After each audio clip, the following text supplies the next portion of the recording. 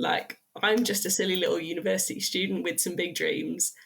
Today on the podcast, we are joined by another returning guest, the simply sublime Róisín Lally. We talk about her exploits on the bike, but also her research on reds, which we talked at for length in the interview, and even longer when we stopped recording, actually. And then we discussed much more on the interview, so sit back and enjoy that.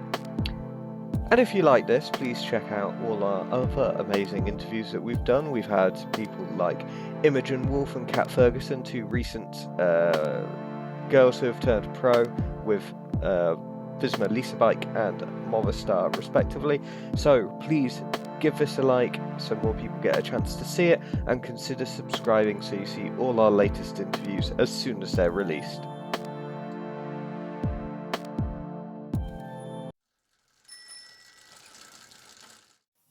Hi, thank you so much for joining me. How are you today? I'm doing good, thank you. How are you? Yeah, I'm not too bad, thanks.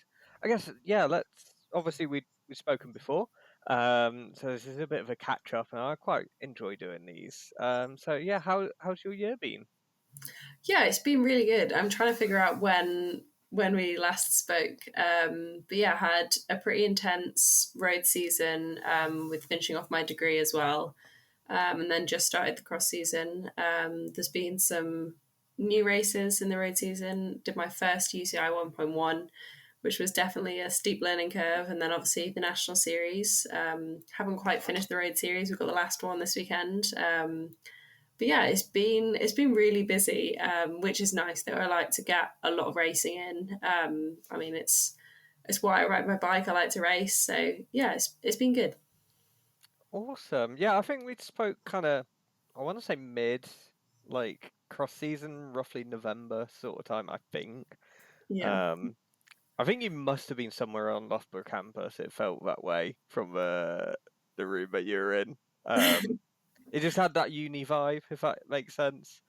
peeling But paint. yeah, I guess one place I did want to start actually was like, how did you find combining being, a top level athlete whilst trying to graduate at the same time, and I guess everything that comes with that?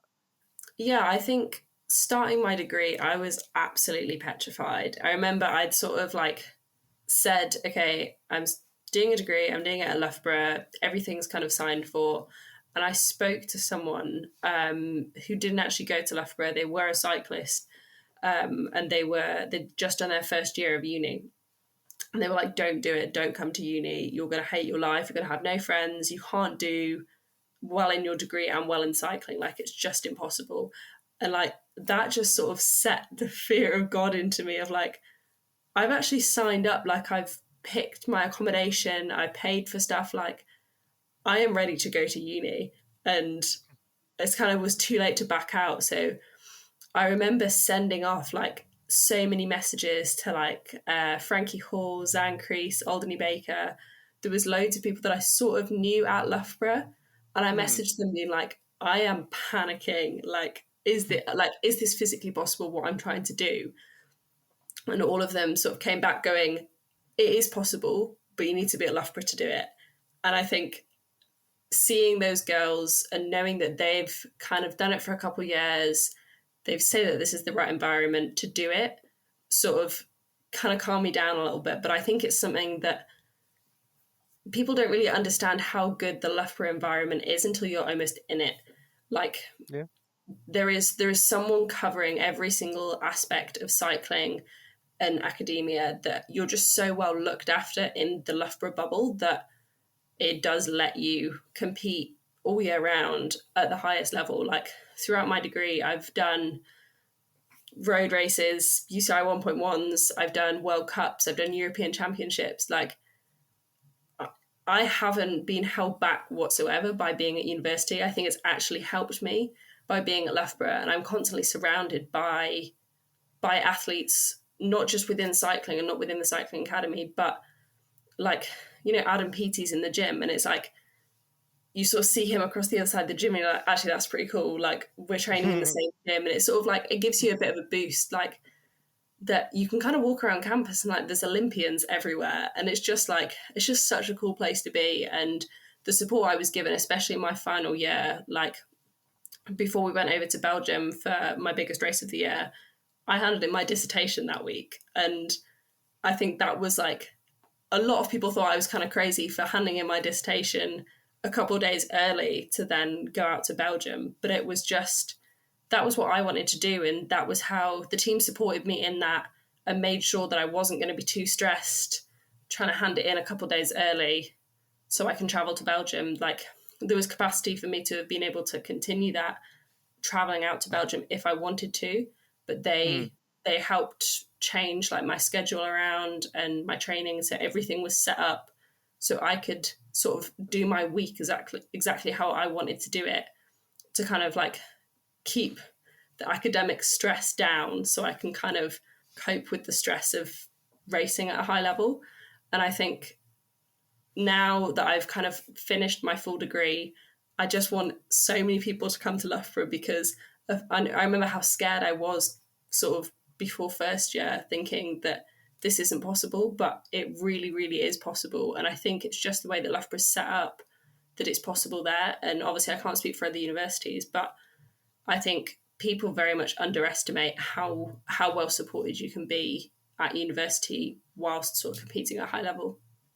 Yeah, absolutely. It kind of, when you were saying like you can either do well in, like, to do well in one thing you have to be really committed, and I think it's actually surprising in a way because I was like thinking back to when I was at uni, which a few years ago, was like there was a lot of people half-assing it. Like they were like, I turned up to everything, and I think I was one of a few who actually did, and like genuinely, some people just I don't think I saw them all year, and it's like, what are you paying all this money for if you're not going to bother? And they got degrees and decent Yeah. ones, you know, like, so you could almost, if you wanted to or had to, you could sort of get round, if you will, to use a cycling term, your uni degree and be really committed at cycling. And obviously, balancing both and being good at both is hard. Yeah, I think it definitely takes a lot of time and a lot of effort and quite a few tears at times. Like, I think it's not easy to do it, but I was sort of given the impression that it was physically impossible. And Mhm. I've come out with a degree that I am really proud of, and I've continued to race exactly how I wanted to. So I think it's almost, you just need to be in the right place to do it. Yeah. What was your dissertation title, by the way? Because I'm always fascinated by what Ooh. people pick as an actual title. Well, you see, I didn't get to pick mine. I was given a title. Wow. Um, so I'm now trying to remember what exactly it was, but essentially it was looking at sort of like the mental aspects and mental causes of REDs within endurance cyclists. Mm. So I was sort of looking at all of like the psychological markers that could potentially mean that you are sort of like could be subjected to an eating disorder, which could then develop into REDs, which was really, really interesting, but also horrifically heartbreaking. I remember Mm. sort of looking through the data and going, actually, these people I compete against, and they are having these thoughts about themselves that are so negative. And I just like, I was constantly wanting to like find out who everyone was. Obviously, it was completely anonymous, and I was like, I just want to give you all a hug because it's so difficult. Because cycling, there's the whole sort of like idea that you have to be skinny and you have to lower your weight to have a good like power to weight ratio, and it's really not. Like, it's just not. And I want desperately to change that attitude. And although the title was given to me, I became really, really passionate about it because you spend so many hours working. But yeah, I can't remember what my exact title was, but something along the lines of psychological causes and aspects of REDs in endurance cyclists. I was going to tell you mine, but now it feels really flippant in comparison to that, so I'm not going to bother. I'll tell you later, Oh, like privately. It's just a weird one. Like, it sounds more shocking than it was. But yeah, what you said there about like, it's scary because everyone, like, there's that obsession of weight really, and like it's almost like light is right in a way. Like you go, well, especially like when I was growing up, I was good at climbing, like because I was smaller. Like I'm tall, but I was always skinny when I was little, and well, certainly when I was into cycling. So for me, going uphill, I was like, great, and losing weight is also, or staying slim, like, yeah, that was, to me, I was like, oh, this is hugely beneficial. And but it's scary because that can take you into places that you don't want to be. And mentally, like, I, I would never say I had an eating disorder, but I do remember going, oh yeah, it would be nice to be lighter, even though I wasn't like, I was tiny, like I was bordering on what I guess some people would say is unhealthy, and like I've probably gone too far the other way now, but I'm happy, and especially at our level, or certainly my level, you're a bit better than I am, or ever was. Like, but my level is that it doesn't really matter, like how light you are, because like yeah, you just have to be strong, really, at that level, and equally, I lost a lot of endurance because I was so light. I didn't have any fat stores to rely on. So a long ride, I'd bonk really easy. So yeah, it's scary though, isn't it? But yeah, I think like something that I almost try fall back on all the time is that at the end of the day, this is a hobby. You're supposed to be having Mm, fun. Like this is supposed to be enjoyable and something that we do on the weekends or do on the evenings because we want to. It shouldn't ever be such a pressure that you feel like you need to make these sort of life altering decisions of like restricting your eating for a hobby. Like if someone was to say that, I don't know, their hobby is like flower arranging and someone said like, oh, you need to lose weight to flower arrange, and you're like, well, no, I don't. And I think when you almost look at it with a different hobby, why are we obsessing over weight in our hobby when that seems completely ridiculous in another one? Like if you come first or if you come last in a race, that shouldn't matter as long as you're having fun. Like mm. yeah, okay, we're competitive people and we have that drive, but you work with what you've got and work with what's healthy for you. So yeah, I think you should always fall back on enjoyment. And I think restricting eating, you're not going to be having fun because no one wants to go, okay, I can't have a packet of biscuits after my ride. Like if you want to have a packet of biscuits with your cup of tea when you come back in from a ride, have the packet of biscuits, please. Yeah. On that note, what pack of biscuits would you pick if you've just come in from a long ride? And would you have a cup of tea? Because I'm much more in favour of a cup of coffee, if I'm honest. I think probably Bourbon biscuits, but I think that's mainly what is in the house. And I've only started drinking coffee recently. I was forced to try coffee on a training camp because the girls were like, you can't be a cyclist and not drink coffee. So I do now drink coffee, but I think I definitely drink more tea because I've always drank tea, but only very recently started drinking coffee. Wow. I mean, firstly, I have never heard the biscuits pronounced that way in my life, and now Oh, I'm probably I would never call them Bourbons. This is Bourbons. Like, yeah, it's magical the way you did it, though. I really appreciate it. How do you have your coffee then? In a oh, new spin on it, because I just go black, no sugar, no milk, just straight. Like, get as much caffeine into the bloodstream as possible. I think I am the complete opposite. I'm like as milky as possible. If they don't have like a caramel syrup, like can I get some sugar in there? Like yeah, complete opposite to you. I think I'm still learning to love coffee. And maybe I'll get to drinking black coffee one day, but that's not coming anytime soon. Yeah, 'cause apparently they're building a Starbucks right near one of the shops near me that I go to like on a Friday night to do groceries.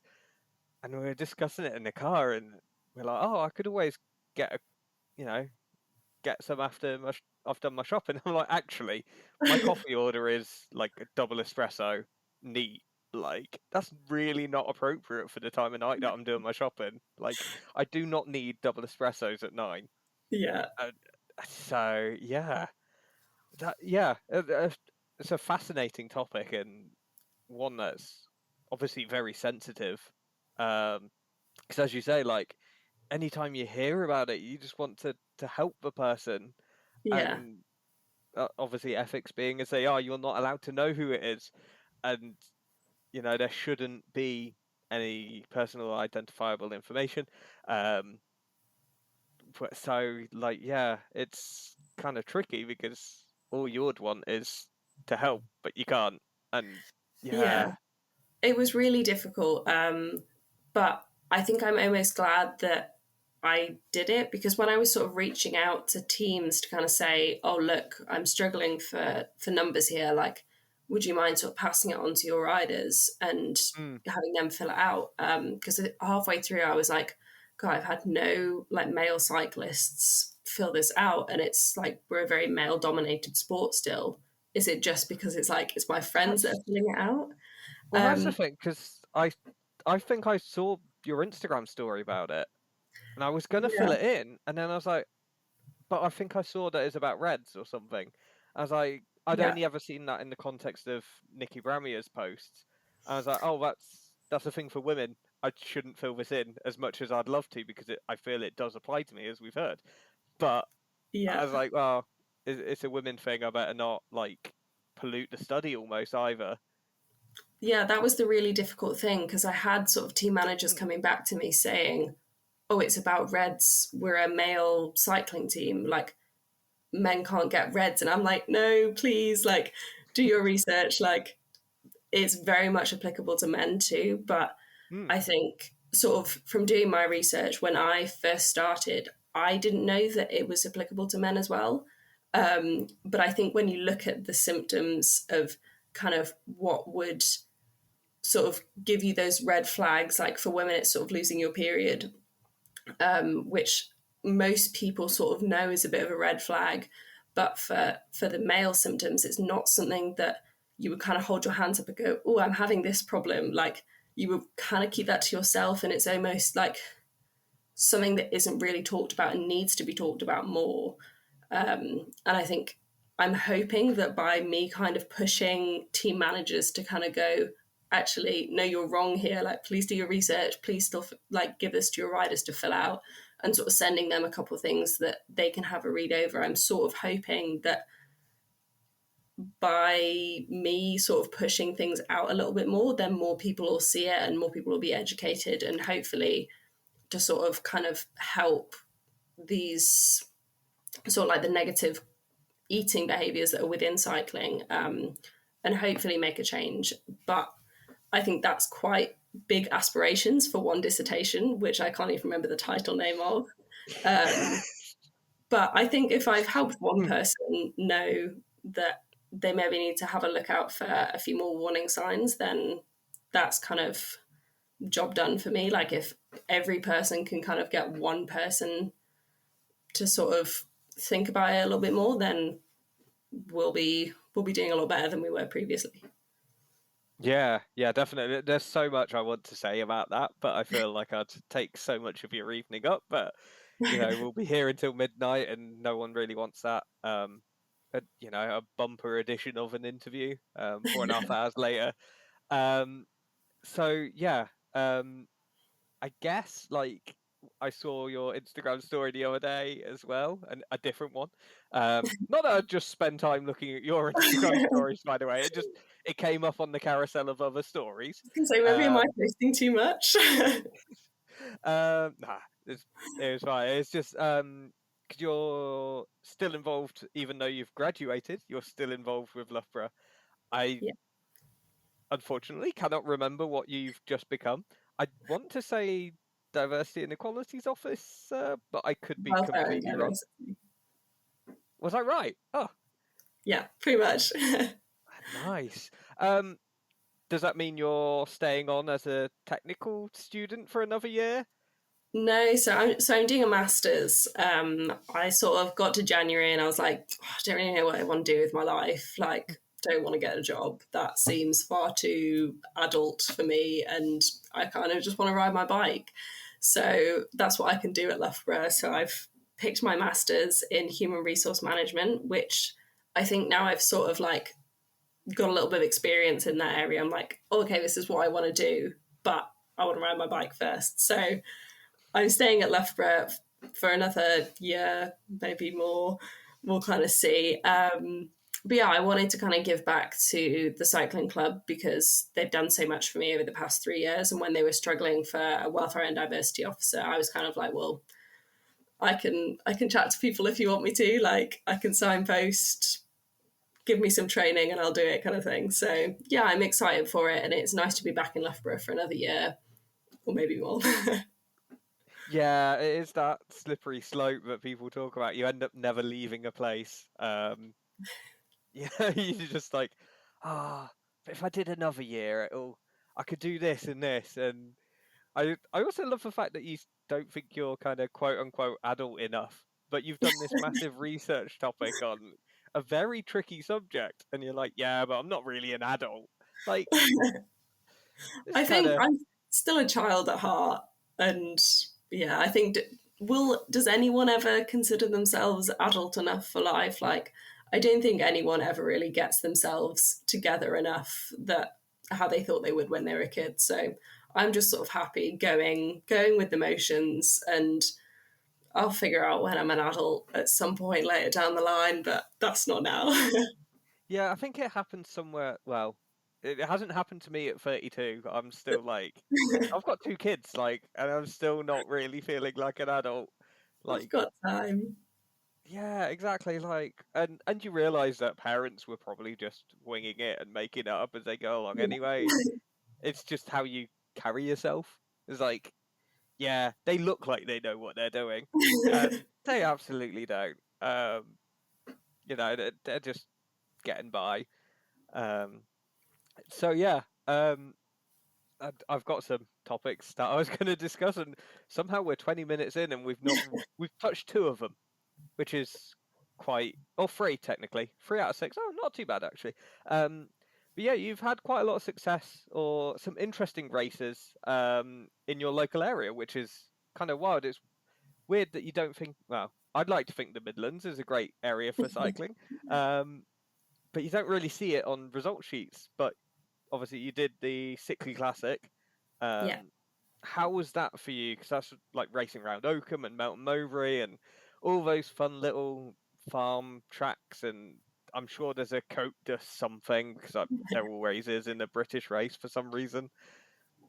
Yeah, I mean, I absolutely love the sickle. It's my favorite race on the calendar because it's just a cross race, but there's loads of people on road bikes, and I just get to play cross for 4 hours rather than for one.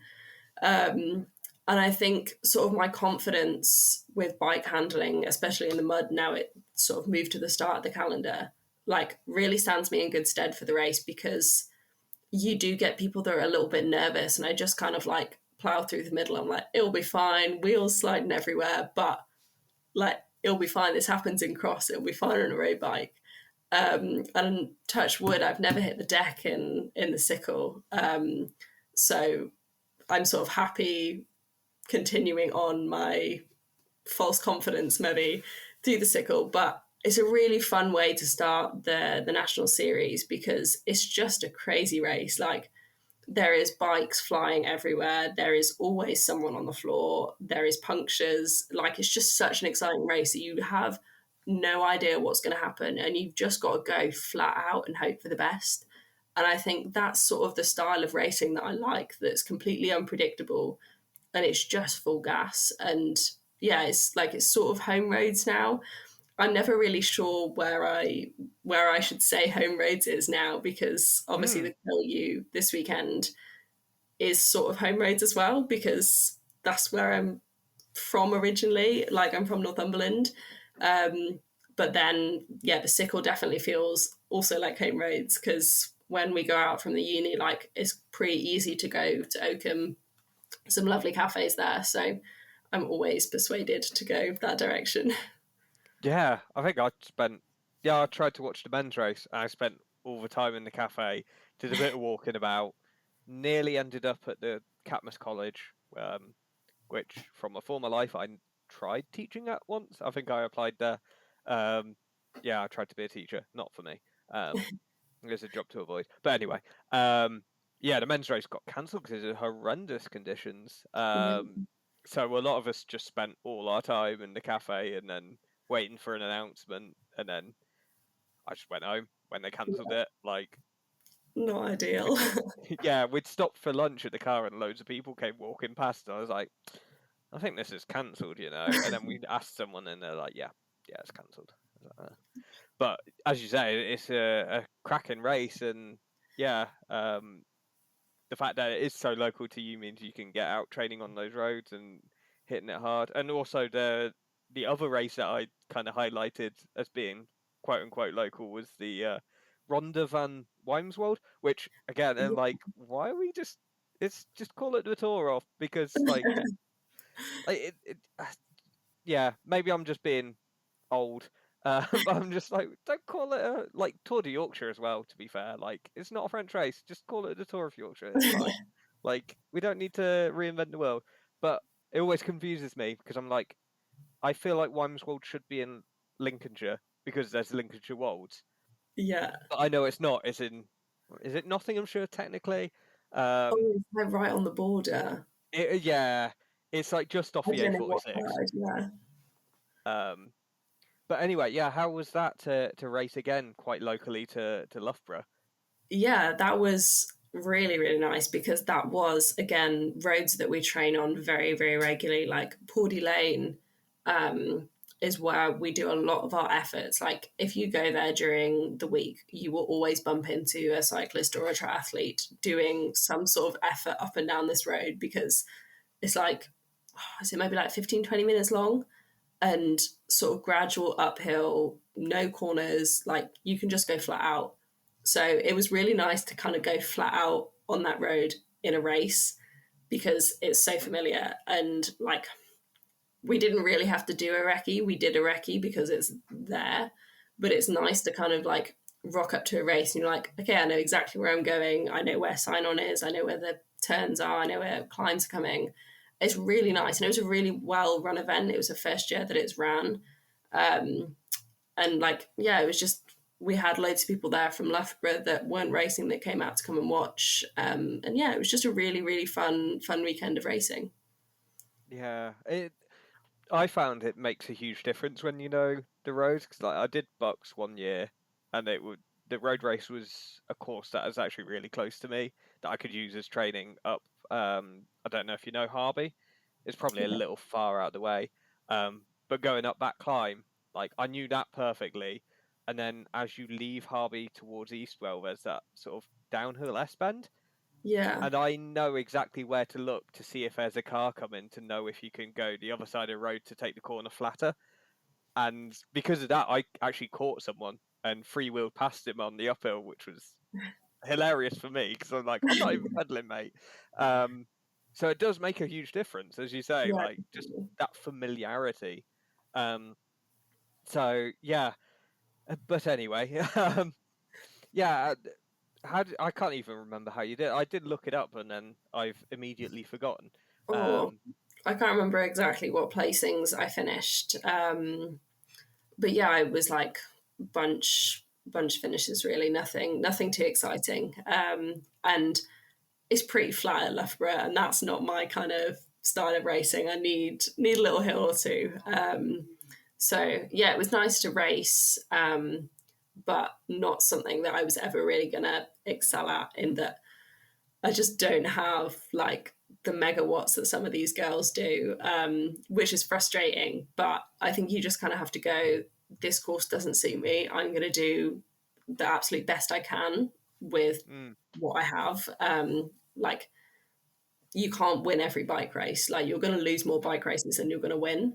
So you just have to learn what you can for then when you kind of get to a course that suits you, that you can then apply whatever you've learned. Or if you can't learn anything, it's just going to be a hard training session. And I think that's the best way to approach races. Like for myself, is just to kind of get stuck in and race hard. Like no matter what the course is going to be like and what the result will then be off the back of that. yeah, and speaking of how to approach a race. How are you approaching the Curly Cup this weekend?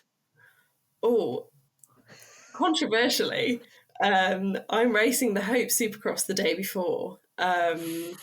Ooh. My coach made the same noise when I said that that was the plan. It's a horrible time of year because I have two loves and they clash and I don't know what to pick.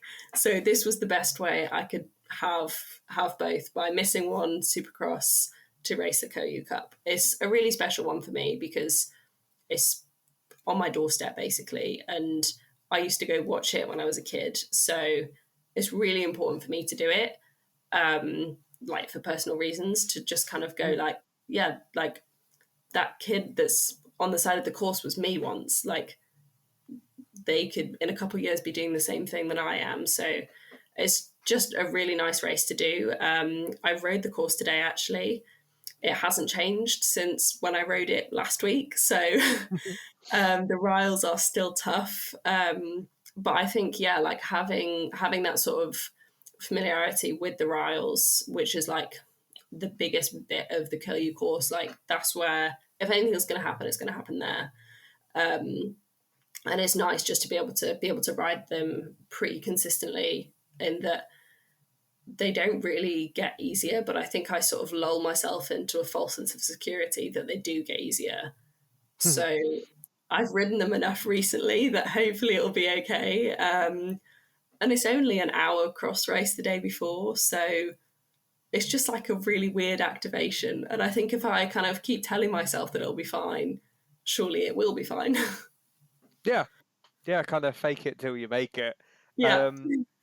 What would represent success for you then that week over the weekend? Ooh, that is tough. I think. What even is, sorry to interrupt, like what even is success for you? Because like some people put success on results, some put it on performance, some were like on even on emotion, like just being happy, like can be success. Yeah, I think I was going to go and say some results because I feel like that's a really easy success. You can you know exactly if you've hit a result or not because it's on the sheet at the end. But my dad always instilled in me performance, not result. He's been saying it to me since I was like 6, and I didn't get it when I was 6.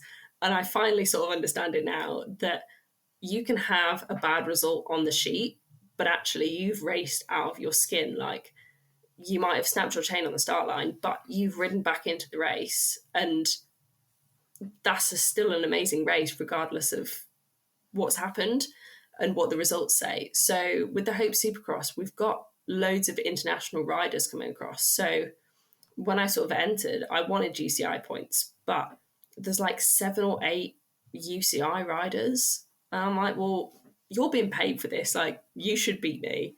Like, I'm just a silly little university student with some big dreams. So I don't really know what I want in terms of position, but I think I sort of find that it kind of takes me 3 races to sort of get into the swing of cross. And I don't know if that's in my head or if that's actually how long it takes me to sort of find my cross legs. And I've had a third and I've had a second. So I'm sort of feeling ready. And I hope that I can kind of get like top 15 would be lovely. But I won't be mad with like top 20. And I think for the curlew, it's probably going to depend on how hard the Hope Supercross was. I don't really know what the course is going to be running like. So it could very well be hot and fast and flat. And then I'm probably not going to have so much fun and be suffering a lot. So might then be suffering again on Sunday. So I think Sunday is just going to be hang on for dear life and do my absolute best. And then in terms of like feelings, my mum then comes into play with she just wants me to be happy. Like as long as I'm not crying at the end of the bike race and I've got a smile on my face, she's then like, yeah, that's a success. And I think I had some really bad luck at the national road champs this year. I had some great sensations on the bike. I thought, God, like we've timed the peak to perfection. I'm ready. And then I got stuck in my hardest gear. My neck didn't want to shift. And my parents try their absolute best to be a great team car for the one race a year. I asked them to be the team car, but unfortunately it was an incredibly slow bike change onto my mum's bike, and I was just sort of stood there being like, give me the bike please, like watching the race just disappear. And yeah, sitting on the bumper of your dad driving the car is very different to sitting on the bumper with your mum driving the car, and or then a team manager driving a car. Like, it's just you can't do it as well for whatever reason if we need more practice. But it was a really, really tough race, and I came off the bike in floods of tears because I was like, I could have done so much better, but the bike didn't play ball, and there's nothing I could have done about that. Like, the bike had been serviced, I was ready. It's just one of those things, and all you can do is cry because you've put so many hours of work into it and you've kind of lined yourself up for success, but you need luck on your side. And if you don't have the luck, it's just horrific. It's such a horrible feeling. And my mum sort of said, like, coming into the cross season, she's like, as long as we don't have a repeat of that, that's a success for her. And I think that'll probably be a success for me, because that was pretty rock bottom, was sitting on the side of the road going, I've got good legs, but I haven't got a bike. So what can you do? Yeah, that must be frustrating. Yeah, I've not had quite the same situation, but I have had, like, I managed to. It was a home race and everything, and I thought I had good legs, and there was a crash, and I braked really heavy and ripped through. It was like really rough tarmac, and it ripped through the tire, and like Oh. instant puncture. Well, can you even call it a puncture? It just Destroyed. shredded it. Like, it was horrendous. And then luckily, like, a junior like parent gave me their spare back tire. I was like, oh great, like I can race. And then there's a crash like 2k further on that I was just catching up to, where Oh, everyone had to stop, and their kid did the same as I did. So I oh, had to give them the wheel back. I was like, yeah. oh okay, great. Like, I'm out of the race now. I wouldn't have had it in my heart to have gone, well, you gave me the wheel, I'm going, like, you know. Yeah. But yeah, it must be really, really frustrating. But again, I guess that's the knowledge of performance versus knowledge of results. Of, like, Yeah. you knew you were riding well, but you couldn't display it because of a mechanical and things beyond your control, and that sometimes happens. Result sheets don't show everything. Yeah. You know, they only show half a picture. Yeah. But yeah, what are your? I mean, we've heard your mum's perspective of what she's looking for from the cross season. What are your hopes for the whole cross season? Well, I've changed sort of my couple processes coming into this cross season. Just, you sometimes need something a little bit new. So I think it's going to take me a little minute to kind of get going. But I hope when I do get going, it's going to be good. Like, training is hard at the minute. It's been a long time since I've thrown up on the bike, and I've thrown up on the bike a lot recently. Just really finding that upper limit. And I think I'm excited. I'm a little bit nervous because you always get like some juniors that come through that are ridiculously fast, and you just think, where have you appeared from? Yeah. Especially in like the latter half of the race, like they all just come flying past, and it's like, oh, I didn't even know your name. Like, so yeah, I'm excited. Got the national series coming up, then, well, Hope Supercross national series, a couple of UCI stuff abroad, hopefully some other stuff, World Cups maybe. I don't really know. I think it's really hard to say at the start of the year because I can't really go, oh yeah, okay, I'm going to do this World Cup, because I have no idea how I'm going. I've done 2 races and they've gone well, but yeah, it's so early on to kind of decide what I want from the season. I think it will probably be like after the first national, I'll come away like happy but frustrated with something. It's always the same. I always find something that I'm like, okay, I'm not going to do that again. I need to be better at this, all of that kind of thing. So, yeah, I think I would like to sort of cement myself within the national scene to kind of be like one of those riders that you look on the start sheet and you go, oh, she's racing, like she's going to be good, like she's going to be up there. So that would be big success if I was then considered that sort of rider by the end of the season. And yeah, be able to do some international stuff as well is always an absolute honor. And it's something I love doing. So hopefully some international stuff too, but we'll have to see how I get on. Yeah, absolutely. I mean, on that first point, I think I already do look at a national series and I see your name, I go, she's definitely good for a top 10. Probably, like, if she got a podium, I'm not sitting there shocked. I'm going, yeah, feels right. That's what we like to hear. Yeah, that's the sort of vibes I have from your racing previously. So clearly you're doing something right and hitting that Maybe success we've for me. If already not, it was. achieved success. But how are you gonna do the Irish Nationals? Obviously, it's the one that you're registered to do. It's not. It wasn't a case of which one are you going to do. It's more, are you aiming to do that race? And also, how's that going to be? Because you're racing the National Series, where it's mostly Brits, and then doing the Irish Nationals, where most of the field you're not racing with week in, week out, or even year in, year out. Half a day, like you'll see them once a year in the Nationals, and then not really see them again. Yeah, So yeah, how does that feel? I do. You obviously get some people coming across. I'm really lucky that I sort of get the best of both worlds and that I can have pretty regular UCI racing with the British National Series, but then I can nip over for the Irish National Series, stuff like Clonmel, which is UCI, and then the other national series. Like, it's really well run. It's just on a smaller scale to the British National Series. So I am going to do a little bit of both, cost dependent because ferries are expensive. Yeah. So yeah, I get to see people a couple times. There is obviously a few more plastic paddies that live in Britain or live in England, but are registered with Ireland.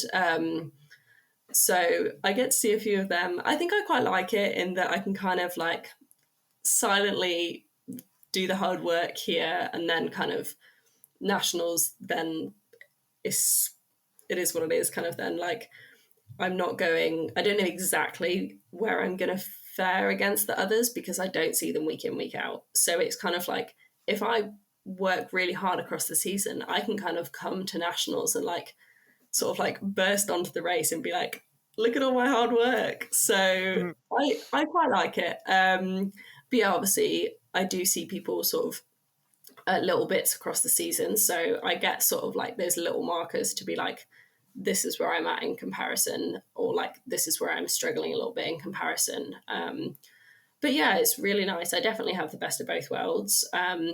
Some people don't like that, but if you were in my situation, like anyone would do the same. Like Yeah. I'm more than entitled to do what I do, and you can't keep everyone happy, so I would just keep myself happy.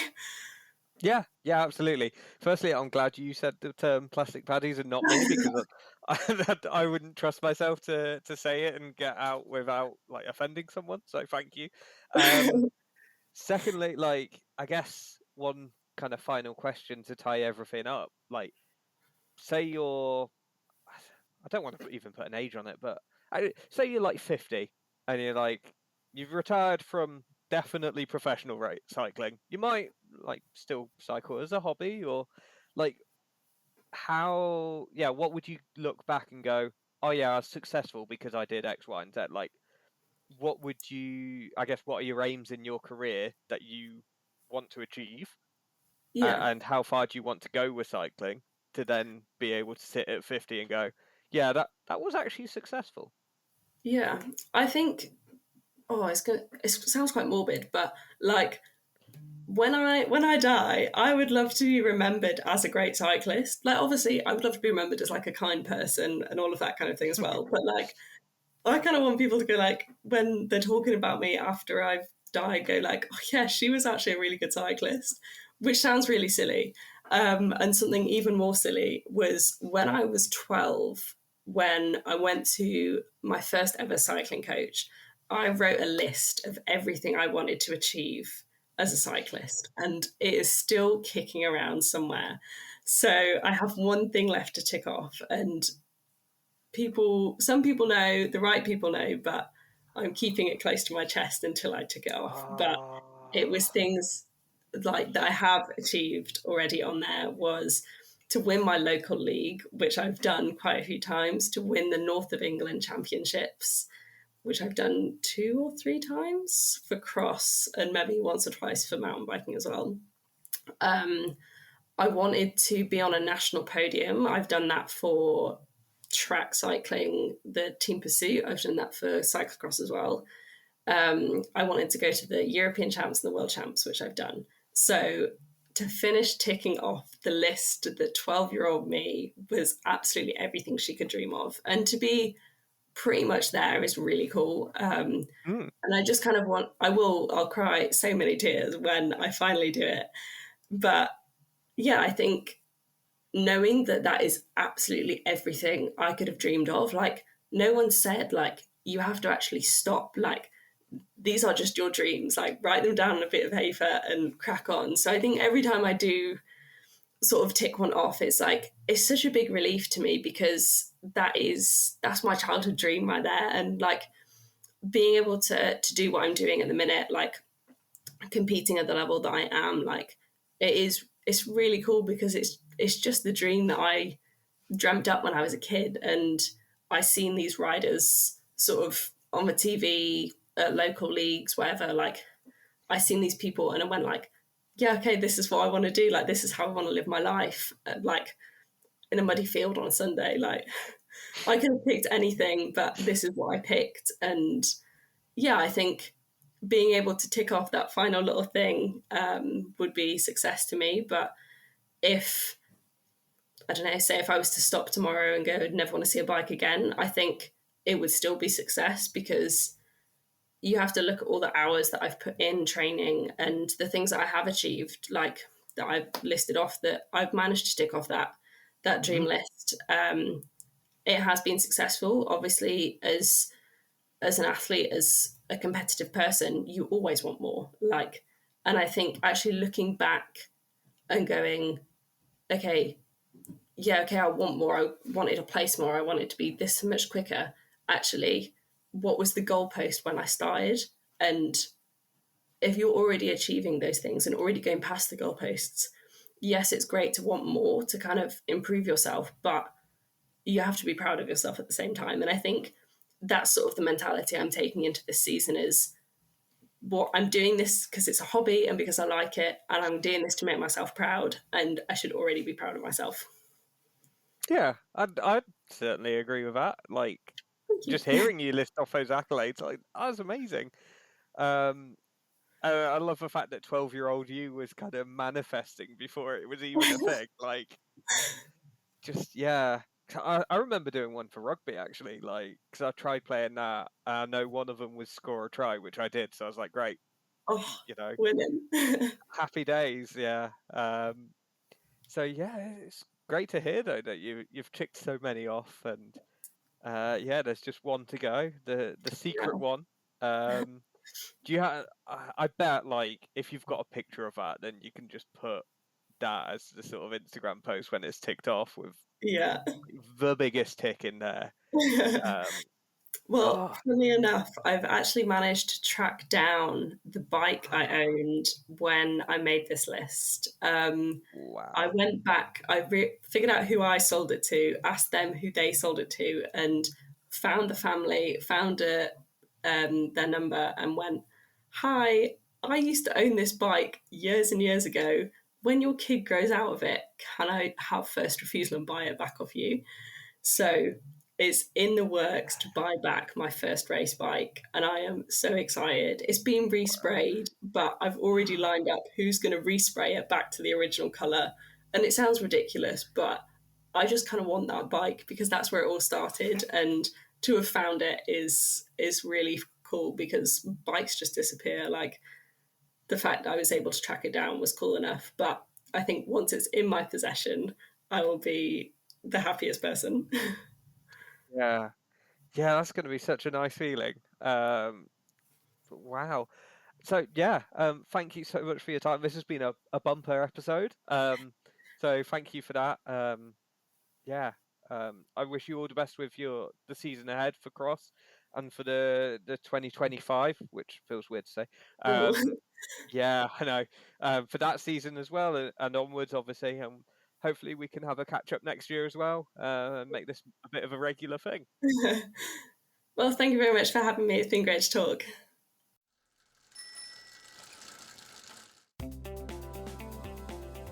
Well, there you go. What a lovely chat that was. I swear I say that every time, but it's no less true. It's always a good chat with everyone. And yeah, I just hope you enjoyed it. We are hoping to get some more returning guests on, and also some new faces. It's nice to get to know new people, and it's also nice to get to see the amazing progress that people are making. And until next time, we'll see you around.